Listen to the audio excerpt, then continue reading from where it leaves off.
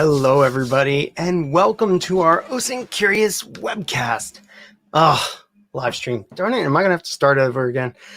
Hi, everybody. It's me, Michael Hoffman. I am otherwise known as Web Breacher, and I am thrilled to be here with many of you for our daily live stream. This daily live stream is something that we're doing all week. Today, I'm flying solo. And, well, I'm not really solo. You're here with me. And I think one of the things I want to do is change. There we go. Get some different lighting in there. There. Now you can see me. Cool. Well, welcome, everybody. For those of you that are just joining us, we are just getting started. Today's just me, so I'm going to have to say I am just getting started. I'm the president of OSINT Curious, and the information about our organization is right below me, scrolling on the screen from our website to our handle to the Searchlight Discord, which many of you are already on. Also, if you'd consider supporting our show by becoming a Patreon patron, we would appreciate it. And as always, please subscribe to our channels, whether you're on Twitter, Twitch, or on YouTube. We would love if you would subscribe. Now, for those of you that have been working with me and the rest of the OSINT Curious gang all week on open source intelligence type of things, you know that this is an interactive effort, and I want you today to help me out even more, because you know how good I am at Geoguessr and some of these other things just by myself. I really rely on other people to help out. So this is going to be you and me working together to get this going. Also, if you are joining us from one of the various platforms, Twitch, Twitter, Periscope, or YouTube, say hi. I noticed that we've got many of our regular people already saying hi online. We got Diego and Sourcing, and let's see, Abdullah Monim. All right. And Adam, Tigdias. Hey, Adi, Lord Marcuz, Cisco Academy. Ooh, new person. Death Knight. Cherry. Wow, we've got the whole gang here. This is great. Welcome, everybody. Welcome. All right. So for today's show, we're going to do something a little differently. I figured since it's just you and me, we could make this a little bit more personal, and we can kind of walk through a social media platform together and explore it. Yep. Somebody has asked via our feedback form for somebody to talk about the latest, greatest types of ways of looking at different platforms, social media platforms. Now, if you're somebody that wants to submit one of those feedback requests to us for us to talk about something here on the show, or do a blog or some other type of piece of media about an issue, please go ahead and use the bit.ly/OSINT Curious feedback form there, shown on your screen, and we will look at it and figure out, hey, is this right for our project? Not all suggestions are going to be right for us to write up, but for some of them, we can tackle them. And so I thought for today, what we would do is we'll do our Geoguessr, because I'm really looking forward to doing that. And then after that, what we'll do is we'll take a social media platform. We'll take like Twitter. And then you and I will both work through what do we do on the platform. And what I'll do is I'll try to write down notes about what we're doing. And then maybe that becomes a blog post, or maybe that just comes part of some combined methodology that you and I create while we're here. All right. So we'll try that. So if you are somebody that's joining us right now, on the last half of our show, we're going to be going through that Twitter stuff. So get out all of your Twitter-based resources for how you look at the platform, and I'll do the same, and we'll have some fun. All right, cool. All right, yeah. Hey, sourcing, cool. Welcome to our live stream. Okay, so for those of you that are ready, we always start out our live streams with the geoguessr.com site. We play a game called the Daily Challenge on Geoguessr.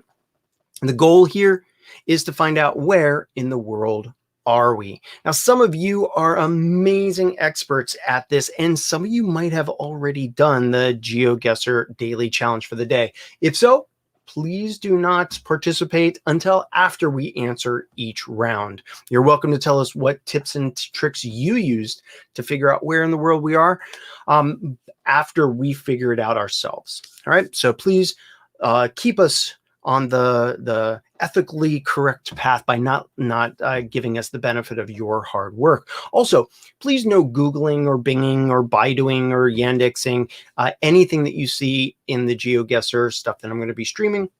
And we only want to use our brains for this. All right, cool. Hey, what's up, Griffin? What's up? Yeah, Geo gang up. Nice. All right, so let's get started here. Now, what I want you to do is, if you see something in the image that tells you, oh, this is one place or another, I want you to go ahead and shout it out in the chat. So like people have been already posting on the various platforms, shout out, hey, I see a flag for Portugal or whatever. Tell me why you think it's a certain country. And to make it even more challenging, we only have 3 minutes for each round. All right, here we go. Yeah, let's do that. Tig Diaz was here when we went on Monday, I guess, when we got this 23,468 point game. It was absolutely incredible. Today, I have a good feeling, Tig Diaz. We're going to do it. All right, here we go. Help me out here, everybody. 3 minutes per round, and round number 1 starts. All right, so I see some trees. Right off the bat, I see us driving on the is that right-hand side? Nope, driving on the left. That narrows it down. Driving on the left. This feels UK-ish to me. Driving on the left. Let's see what we got here. I'm going to go down to these people. It's a cooler area called the Grove. I'm thinking UK as well. Let's see if we see something here. Contemporary, the Grove and Conservatory Restaurant. Easter. Adi, I'm thinking UK too, but why? Let's see if we can see what's on that sign. Yep. Let's zoom in here. Reest Morland. Ooh, that doesn't seem... Oh, you know what? This seems like Scottish or something like that, doesn't it? Anybody know? Let's see. Reest Moor Lane. That I think is... Yeah, Ireland, Scotland. Oh, and we see yellow license plates. Yellow license plates over here. So again, we have a minute 30 left. Let's see. We're driving on the left. Let's move up a little bit. We'll get that sign right here. Yellow plates, so not Ireland. Okay, so could this be, let's see, Clifton Park? This could be somewhere in Australia as well.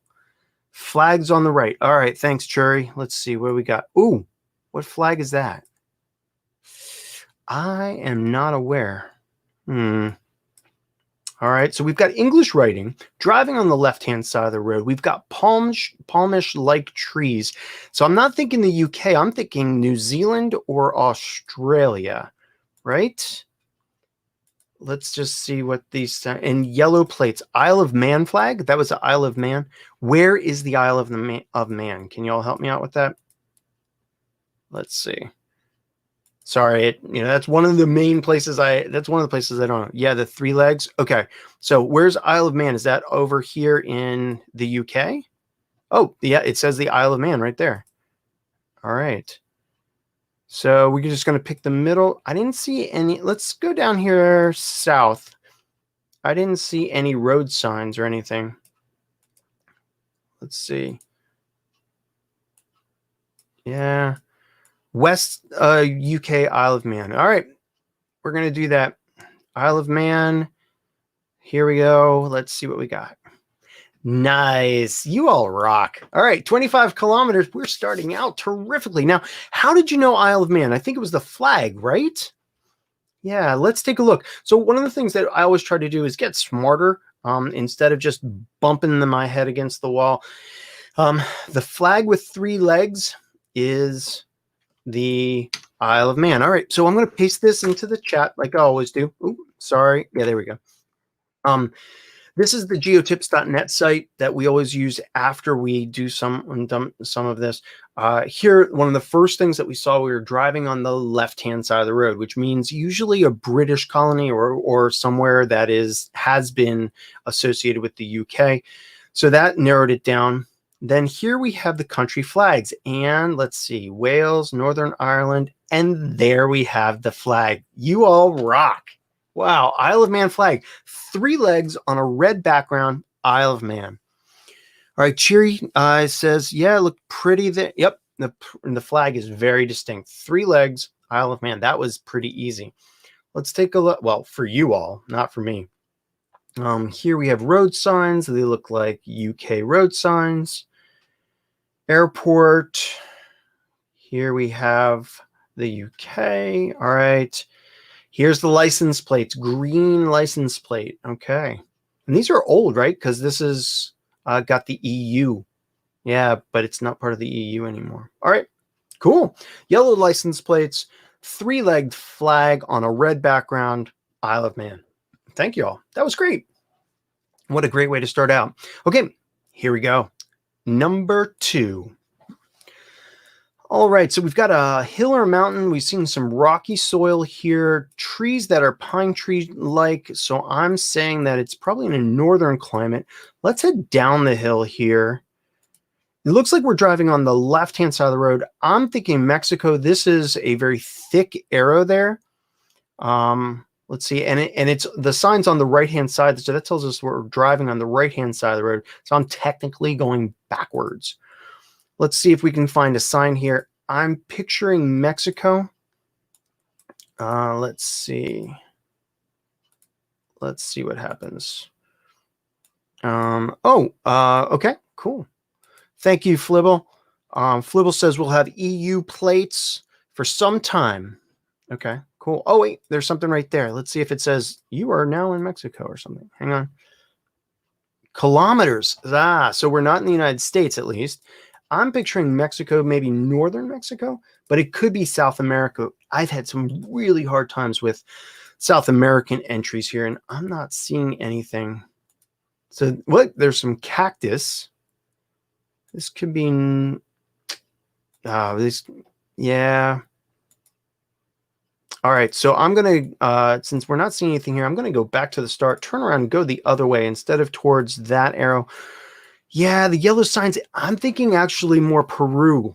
I don't know why, but I'm just feeling like more South America and less Mexico. We're dealing with kilometers, driving on the right-hand side of the road, thick arrows, lots of mountains here. If I had to guess, I would say somewhere down like in Peru. Let's see what that sign looks like on the left here. Nope. Mexico or Argentina. All right, Adi. All right, I gotcha.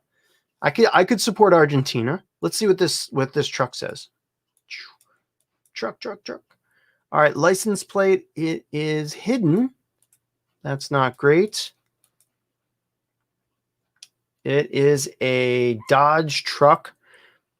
All right. We got 43 seconds. I'm not really seeing anything here, so we're going to have to... Yeah, I was thinking about Peru, Argentina, somewhere where it's rocky and hilly and high altitude. I'm not really seeing anything here. Let's see. All right, 20 seconds. Let's see. Do we have anything on this truck? Nope. All right, let's go South America. Let's go to... I'm thinking Peru. Let's do Peru there and just see what happens. I know some of you are like, no, Micah, no, but we're going to do it. Oh, it was Mexico. Son of a gun. That was my first inclination, was the northern part of Mexico, and I didn't listen to myself. All right. Darn it. All right, well, let's learn about Mexico, because clearly somebody here needs to learn. See, got to go with my gut. It was those thick arrows that we saw on the road, the turning left and turning right. Those looked more Mexican. All right, so we have all these different regions, bollards. Didn't really see that. The road lines look normal, like over here in the United States. That was tough, yeah. We didn't see any stop signs, Would have been nice to see something that said Mexico 15, but we didn't see that. We did see the kilometers, but most of the world is on kilometers. Here's those thick arrowed signs that I was telling you about. Gosh. Yeah. They're large bolded images. Darn. That was tough. And here we have the license plates. We saw license plates, and I guess it could be that one, but I don't know. All right, let's just scroll down and see. There we go. So this is the high desert part of the Mexico. All right, so these are the different areas. Yeah, north of Mexico is basically a giant desert, but we had those mountains, so I was thinking more South America, but yeah. All right, no worries. Hey, we'll recover, right? We'll recover. Yeah, exactly, Ryan. It was like Uruguay from yesterday. It just, all right, that's all right. We're going to keep going here. Okay, here we got another one. Let's see. Oh, this car doesn't look like the EU. Let's see what this sign says. Scothern Dunholm. Are we over in the UK again? How about some of you UK people? Let's see. See, I don't see the blue. I don't see the blueness on the left-hand side of the license plates. Scotland. Why do you say Scotland, Flibble? Let's see. There's a sign. Can't see. Okay, yellow license plate. Gosh, it could be the Isle of Man again. Let's see. The naming of places seems that way. Okay, we're definitely driving on the left-hand side of the road. Let's see what's on the other side of this. Let's see. Hare Innovations. Patrol, 190 yards. So it's using yards, not meters. I don't know if that's important. Let's see what the sign says. White Hart. The White Hart. Bottomans. All right, let's look for some flags. Come on. Flags, flags, flags. I see nothing. Yeah, I'd say I'd support UK. Let's see, maybe on this church. Welcome. We don't really do flags. Okay. All right. UK signage. Cisco Academy says, I see a lot of yellow plates over here too. I mean, is yellow plates a big thing? Because Isle of Man, there were yellow plates. I'm kind of thinking. Bateman's Brewery. I don't know what that means. Cisco. Did you see Bateman's Brewery? And I'm just passing it. All right. Going up the hill here. Look at the church gate. All the way back down the hill. All right, we'll go. Here we go. Let's look at the church gate.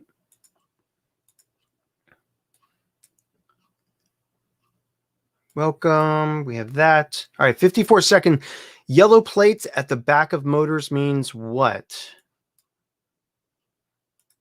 Yeah, that blue car has a yellow plate on the back and white in the front. So, all right, Lincoln, England. You know what, Churi? I believe you. That's UK. All right, we're going to go near Lincoln, England. I'm just going to keep track of time. Yeah, I don't know. I'm looking here, everybody. Let's see. So, what do you think? North England? We've got 19 seconds. UK state. I'm just going to go right here with Leeds, and we'll see what happens. Oh, all right. Hey, you all were right. East Coast, and there's Lincoln. You absolutely were correct. Lincoln. So let's see. How did you? So Churi RFC says the original Dunholm sign said Lincoln. So that was one of the things. We're also driving on the left-hand side of the road. So we're over in the UK or one of those places.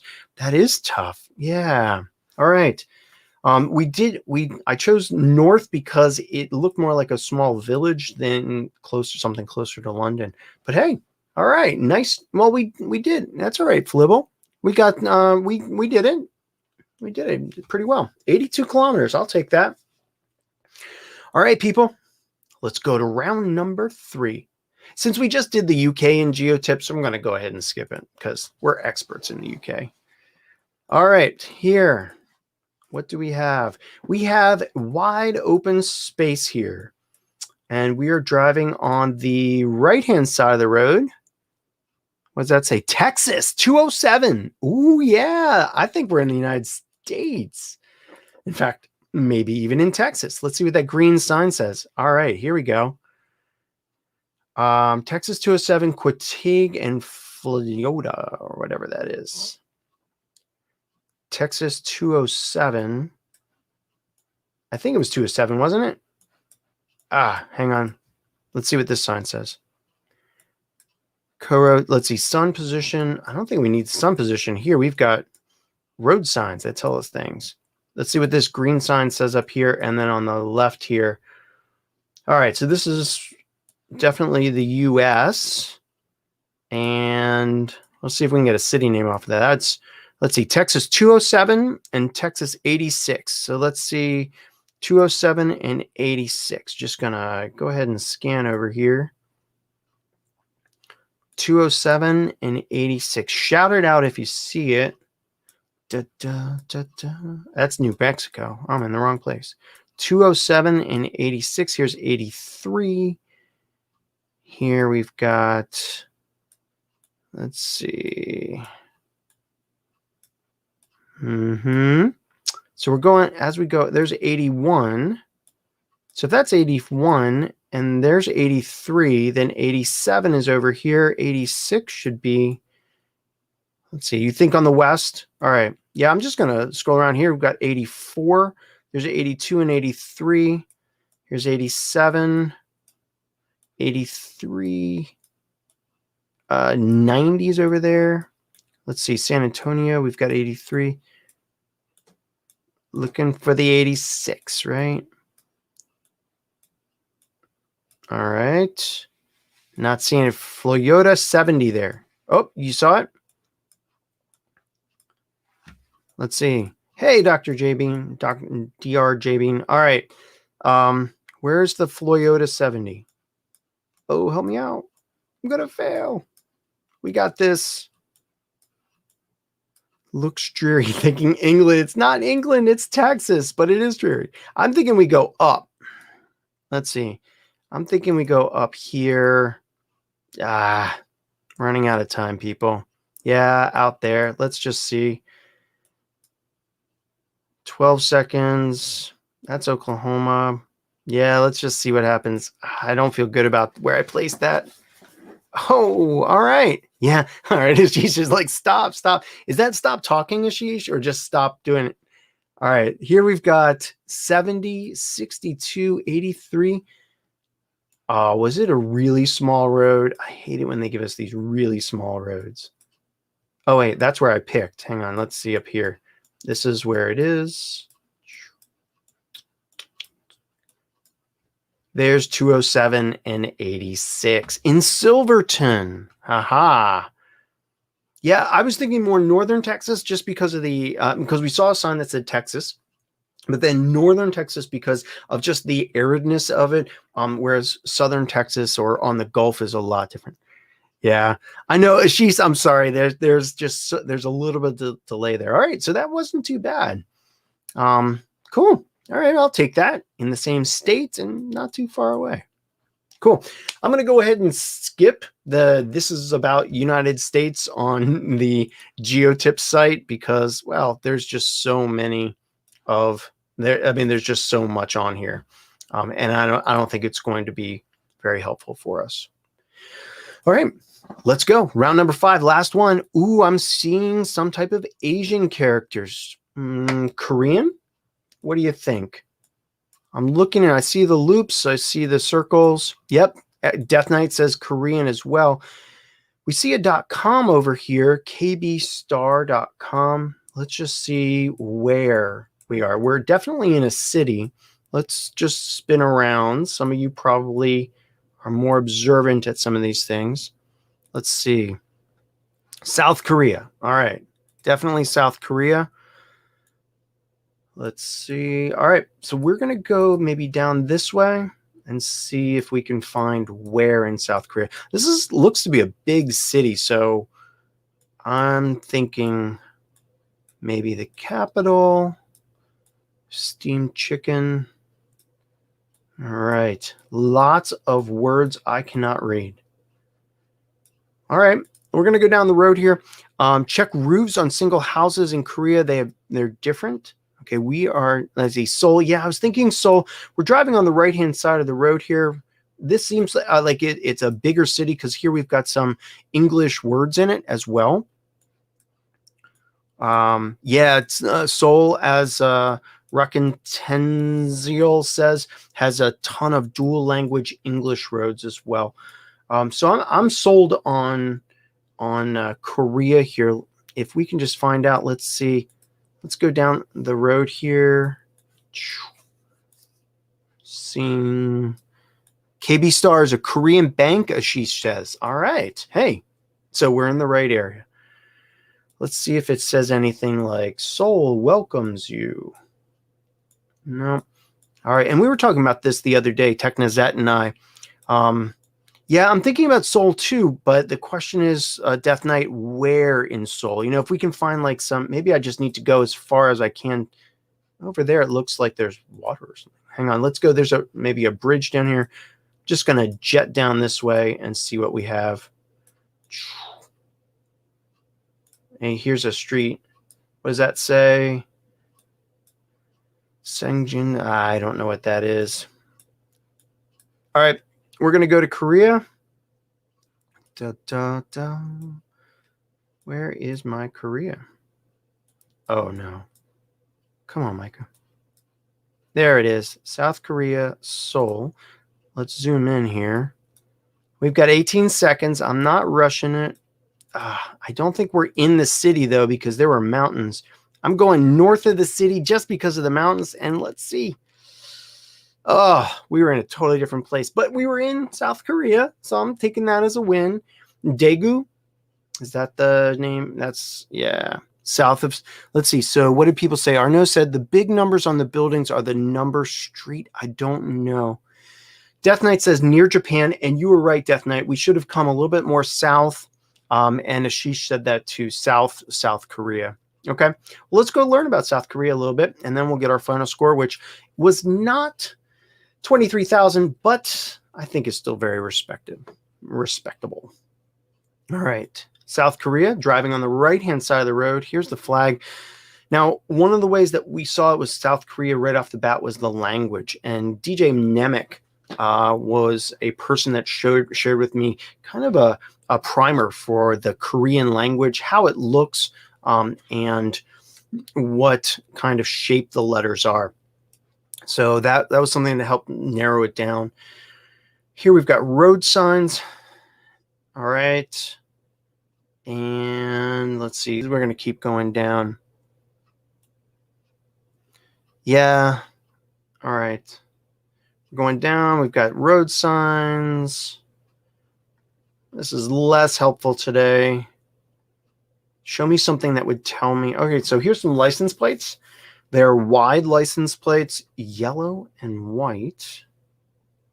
And then the alphabet. This is what I was talking about earlier, is that each one of these has, they have their own unique alphabet, as you see here. And it's in a grid pattern. It's really quite interesting. I'll see if I can pull up the Dan Nemec thing. All right. Cool. Well, let's see what we got, my friends. 18,743 points. Not too shabby. If I hadn't messed up that Mexico one, we would have had a right good score there, over 20,000. All right. So let's see. All right. You know what? You know what always annoys me is these people that score 5,000 points each time. I swear I'm going to create an account and just enter in the exact latitude and longitude in the coming days. We'll do that together one day. All right, so let's take a look here at the daily challenge. We got our low score over here on Sunday. Then we had our high score, and now we're in the medium score. So I'm all right with that. I'm all right with that. Ah, wow. Well, thank you, everybody. That was great and a true team effort. We had an Isle of Man on there, which I've never seen before. And then we had a UK one. Very, very good. So thank you so much for helping out. And thank you for helping me out on that. Mockthon, you said, how can we recognize the difference between Korean, Chinese, and Japanese? Some of that you can just start start looking at the differences. Each one's a little bit different, as well as Cambodian, Thai, and other ones. Each one has some distinctions, and that's one of the things that I'm trying to get better at is how to tell different places from the words and the scripts that are being used, whether it's something like over in Bosnia or Serbia where you have Latin plus Cyrillic, or whether it's in Korean where we have more of a grid pattern, lots of circles and things, or Bangladeshi where you have the long lines over top of very flowing characters. Yeah, it's a skill, and you build it like any other skill. Cool. Well done, everybody. Thank you. All right. So that's the first half of our show down. And if you are joining us right now, welcome to wow, I look very yellow. I do not like how yellow I look. Hang on. Changing this to a more blue. There we go. Now I look like I'm in a doctor's office. There we go. All right. So if you're just joining us, welcome to the live stream. And I am Michael Hoffman from the OSINT Curious Project. I'm the president of the project, and one of the things that we try to do is do these live streams to interact with you all and convey open source intelligence tips, tricks, and techniques. Now, for the next half of the show, as I mentioned in the beginning, what I'd like to do is something I've never done, and it might be full of failure. But hey, what the heck? I mean, there's 26 of you watching right now. What's the worst that could happen, right? What we're going to be doing is we're going to be working on a social media platform together. I picked the Twitter social media platform. One of the things that one of you submitted via our feedback form, which is on the screen right now, was, hey, I don't have time to keep up to date on all of the different changes to all the different platforms. So I thought what might be neat is for us to work through, what do you look at on a certain platform? What tools do you like? How do we access the data? What things do you do? And, I'll try to take some notes on it too. Although the more I think about this, the less I kind of like it, because there's just so much that's going to be going on. But yeah. Okay, so if you're willing to try this out with me, I'm really going to need your help to tell me some of the tools that you use as well. I'm going to keep this banner going. I'm going to bring up my virtual machine again. Boop, boop. And for this, one of the things I want to do is, I'm going to keep track of all of this in a new Hunchley case. That's right. We're going to make a new Hunchley case. For those of you that don't know, Hunchley is a sponsor of ours and makes a really great product here that is fairly inexpensive. It is great for documenting things, and that's what we're going to be doing. So let's see, Twitter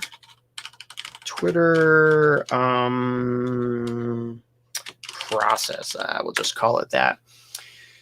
So what I'm going to do is I'm going to set up a Twitter process type. Sourcing's like, Hunchley. Yeah. We're going to set up a simple project here, and I'm going to start Hunchley capturing things to the Twitter process. And what I'll hopefully do is twitter.com/explore. When I do something like visit a page, what will happen is Hunchley will record what I do in my browser. And there you go. I visited the twitter.com/explore page. That way Hunchley is going to keep track of what we do, at least within my browser. All right, so let's start out. So you have a brand new type of account on Twitter that you need to do open source intelligence research on. Let's start out there with some random person's account. Oh, I don't know. Let's say that you have a really suspicious account out there, really suspicious, like this one. Yeah, this one.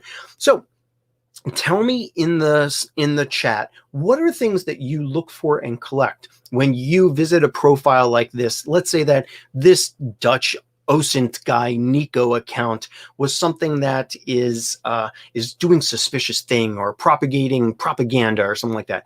What would you do when you come over here? What kinds of things would you harvest from this profile page? All right, let me know. Type it in the Slack. Just call out all of the different things. And if nobody, let's see. Hunchly developed with JavaScript. You know, it used to be JavaScript mock, but it's now something that is made in, what is Atom? Atom? I think it's Atom. It's a self-contained application now. Oh, no, Cheery. Okay. No worries. Take care. All right. So we've got Matthew saying friends and connections. So let's start at the very beginning here. This is a profile. Whenever we get to any social media platforms, we're always going to look for a user profile because usually it's the users that are doing the things that we're investigating. In this case, we have things like a profile image, we have a cover image, and then we have all of this wonderful profile information right here that we need to scrape. Now, since I'm recording this in Hunchly, I'm going to go ahead and right-click on these and send it to Hunchly and take notes. I'm going to note this as Twitter cover image. There we go. And here, I don't know if you know this, but with most social media platforms, when you upload a picture, like an avatar profile picture, they'll put these silly circular masks over top of it.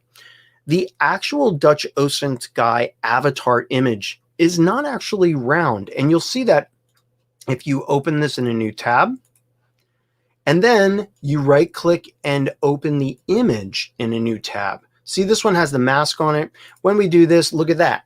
We now have a bigger image that is something that has got things on the corners too. One of the things that you need to think about when you do open source intelligence on a profile is grabbing the best images for those profiles. So here, if I was to right click on this and try to do a reverse image search on this, or use my search by image and say, oh, I want to search Google for this, what I'm going to be doing is I'm going to be making it harder for the platforms to do their work because I'm missing the information from the corners. Taking this and sending that off to Google or another platform will make it so much easier for it to find all of the different things that are associated with it. And here we have, it found the Twitter account and Medium and other things. So we have, oops, sorry, clicked on the wrong thing. So we need to collect the avatar and the cover image. Oh, I didn't actually collect that, sorry. All right, open a new window. This is going to be Hunchly. This is, take note, Twitter avatar image. Save it. Cool. All right. So then we have other stuff here. We have the nominal name that Nico has called himself over there, and we're going to save that as a text selector. We also have the Twitter handle here, this Dutch_OSINT guy.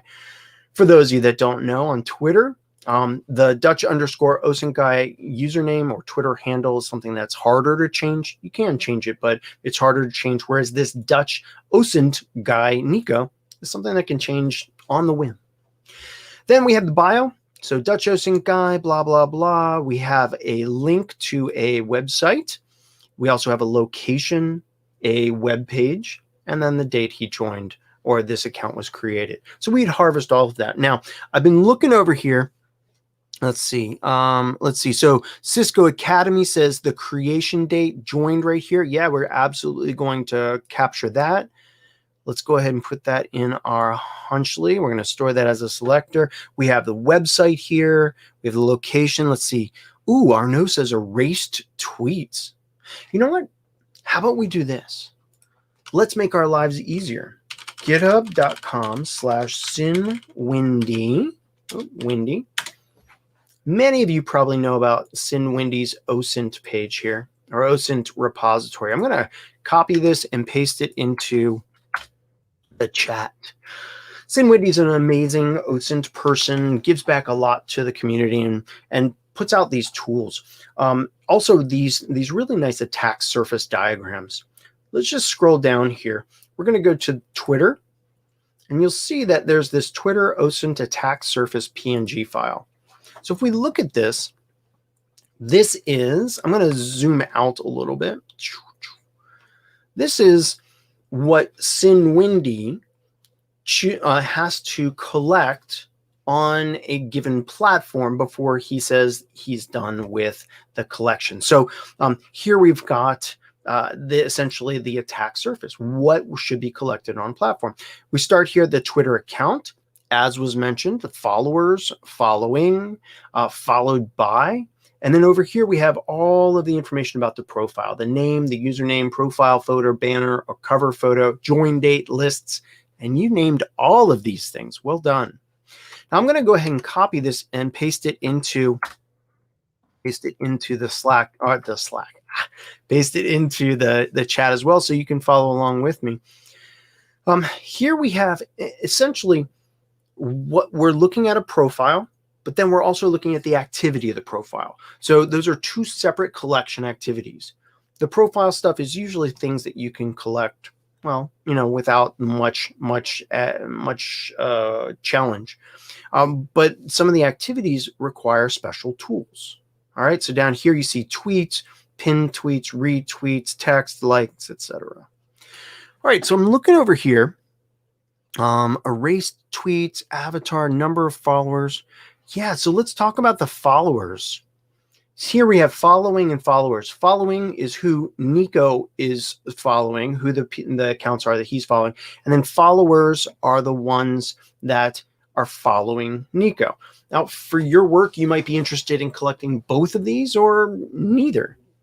Notice that we're not logged into Twitter. Twitter is one of those great platforms that for a lot of the things that you need to do, you do not have to have a sock puppet account, which is awesome. Cool. All right, so let's try something different here. I haven't done this yet, but let's see if this works. Oh, Mark says, do I have permissions to do some OSINT on this guy? Yes, I do. Nico's given me carte blanche to look at his profile here. It's also public, so I'm not doxing him or anything. But let's take a look at these followers and see what we can find. Oh no, we have to log in for this. So some things we might need to log in to find. Or we can use other pages or other sites. Let's go ahead and look at something else here. Some of the things that you might need to do is start collecting his activities, right? Capturing all of the tweets or other things that he's sent. One of my favorite ways to do that. Oh yeah, that's right. Yeah, Arno, we've got that. We'll talk about that in just a moment. Keywords in his tweets. Let's say we wanted to scrape all of his recent tweets. I don't know if you all have seen this Instant Data Scraper app, but it is absolutely fabulous. Instant Data Scraper, I'll put it in here. Instant Data Scraper is a Google Chrome plugin. I love it because, well, it makes the job of scraping data just so easy. Here you can see what I've done. I clicked on the little Pokeball here, which is for Instant Data Scraper. When I do, it looks at the page and looks for any tables. You can see that it's found a table right here, this yellow area, which is exactly what I want scraped. Here you can see that it's created several different columns from who sent the tweet. This is Sans Amia or Dutch OSINT guy or Sector 035 to the image of the profile picture. We also have, let's see if I can make that bigger. Here we go. There's a bunch of other stuff over here. Here we have the name of the account that sent it, the handle of the account, and more. You also notice that we only have 9 rows collected. Some of you know that as you scroll down on Twitter, it loads more records, right? So if I scroll down, it would load more records and more records. So let's go ahead and use this infinite scroll button.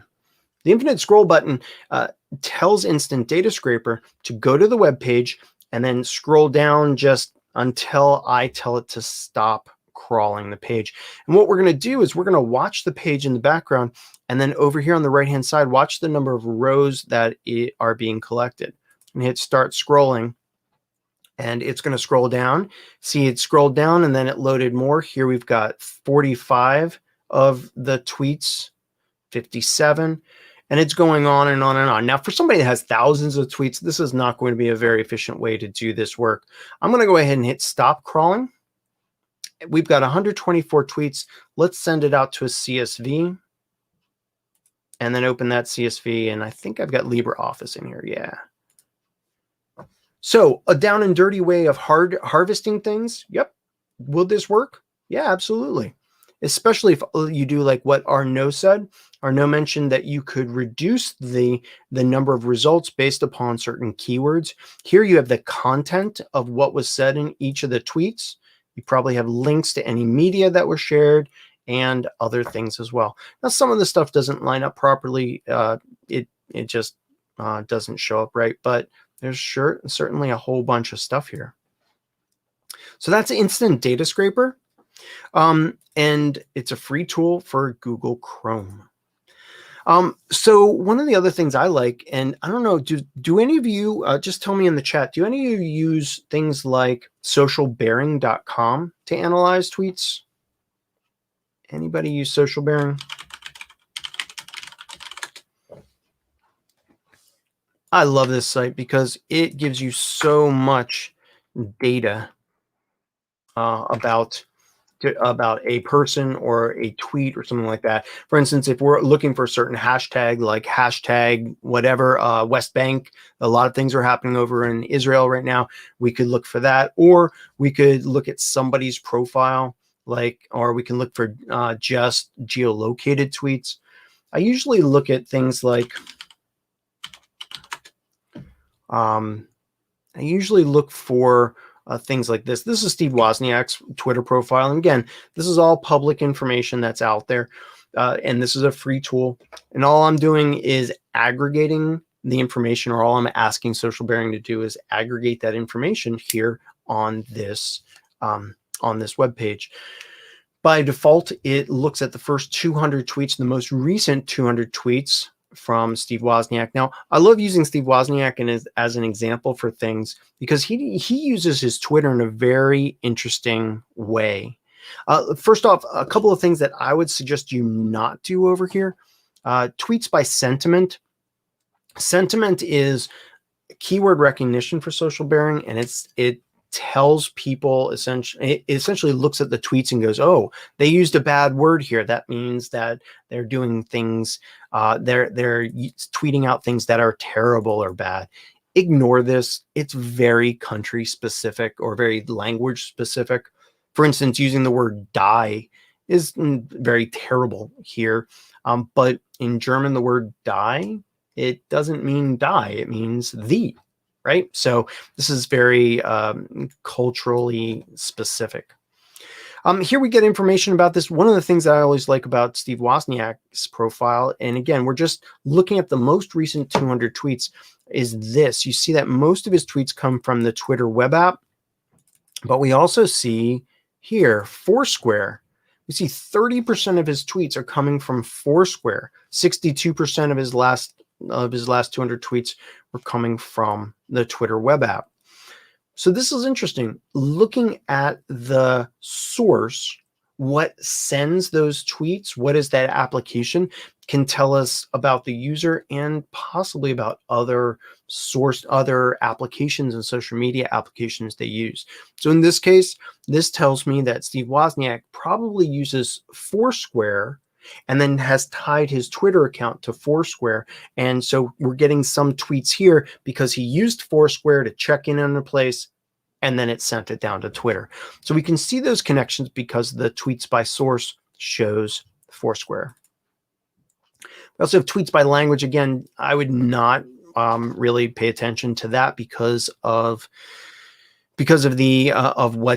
how culturally specific it is. And I don't think it's very accurate. We have tweets, hashtags, and then down here we get to the actual tweets, which is nice. Really nice, easy way to pull apart those tweets. Like if you just want to see the ones that are geolocated, on the left-hand side, we can filter. Just click on that and you see, startling biome at Death Valley. See how death is in red here? It's in red because it's found to be a terrible word. Death is part of the name of the location. You also see places like Los Gatos in California, Reno, and yeah, you could definitely follow Steve Wozniak as he moves around the world. So this is just one of the sites. Now, one of the things I also want to get out is, do any of you use the Twint application for Twitter analysis? Let me know if you use Twint. Twint is TWINT. Let's see. Let's see. There we go. So there's this cool project here. I'm pasting it into the Slack there. Can I opt out? So Matthew says, can I opt out to avoid this site? What do you mean? So is there something, do you mean that, is there something that you can do in Twitter to say, oh, social bearing, don't look at my stuff? Because if that's your question, no. When you tweet publicly, there are third-party sites that can look at that and analyze it. I could run myself through there, and you could see information about what things I use to tweet from. You could see I have an iPhone and other things as well. So no, the only way to opt out of being included in that would be to make your account protected. And that really limits what people can do to get at your tweets. Okay. But again, if you're using some account over on Twitter for OSINT purposes, you're probably not tweeting. You probably don't have that many followers. So somebody using this against you and your sock puppets maybe don't matter that much. All right, so this is Twint. Now, the other day, Stephen Harris, Nix Intel, and I showed you how to download DNS Recon tool from GitHub.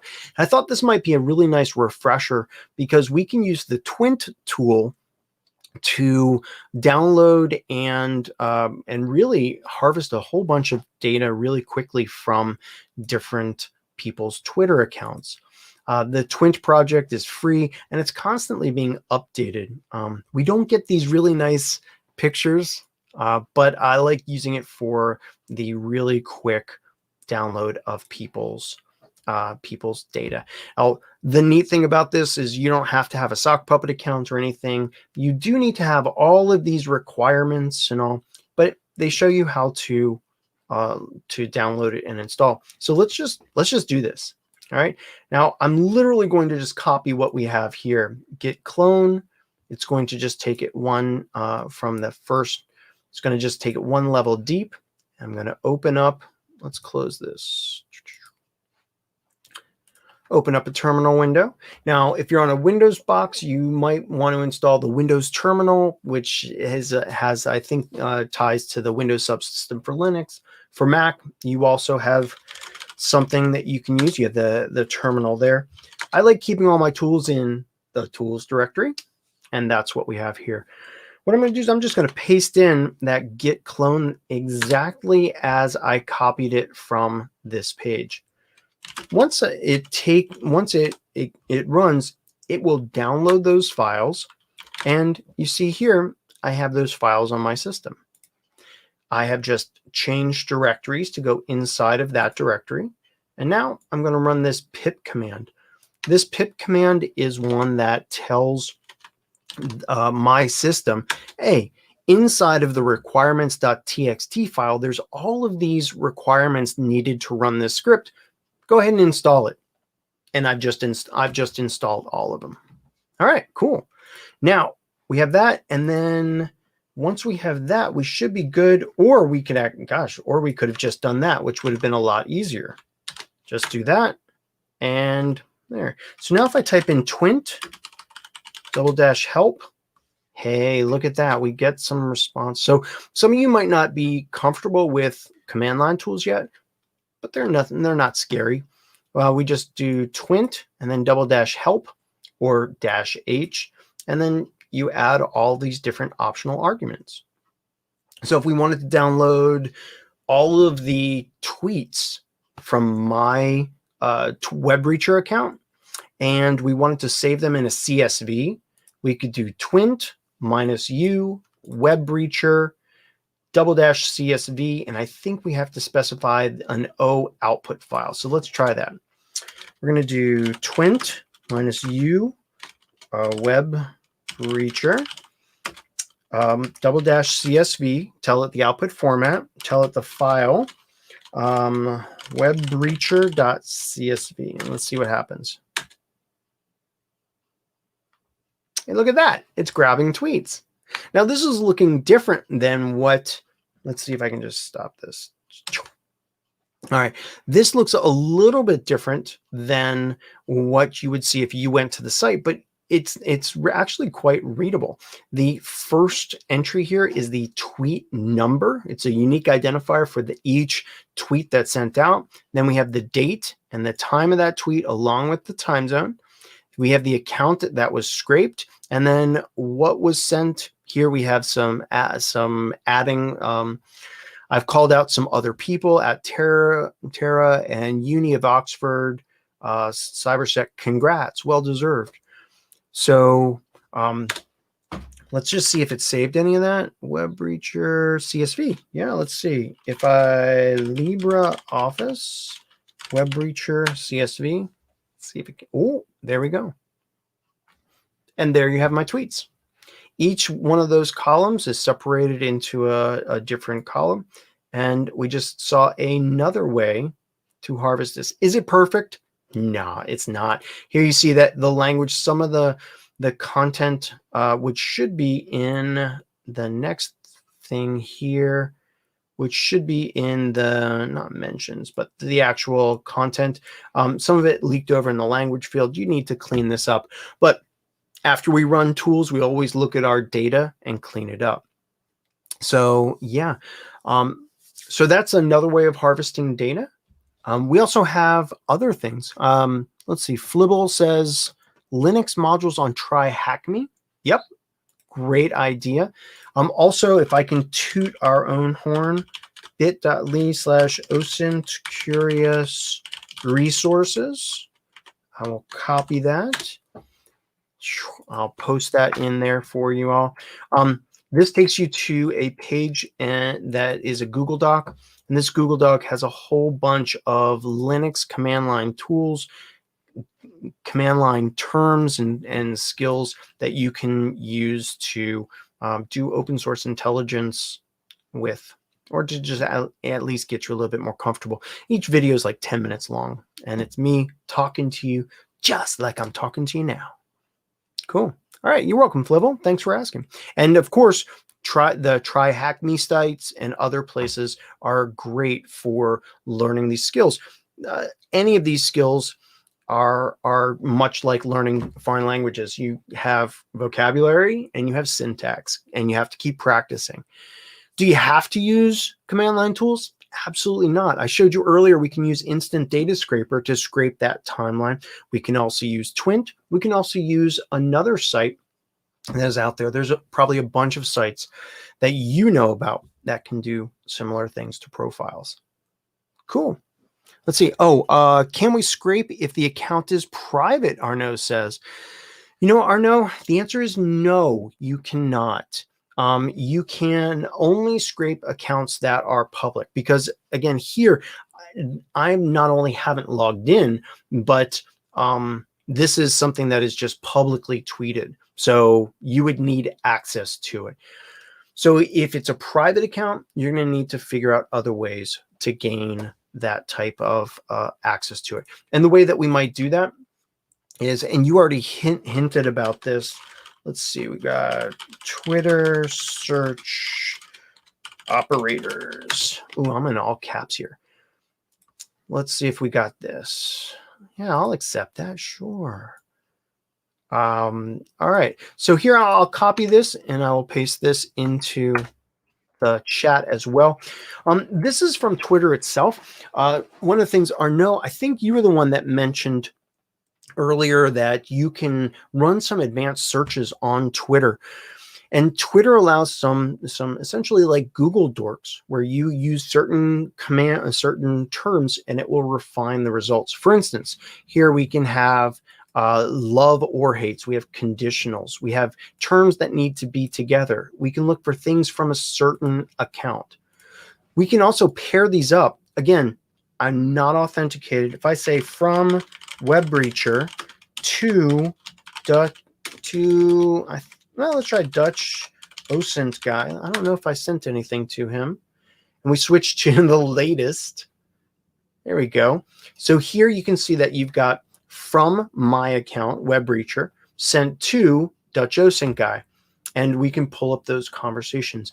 This search operator page has not only those from and to types of directives, but many other ones here that allow you to filter based upon images, based upon videos, based upon geolocation as well. All right.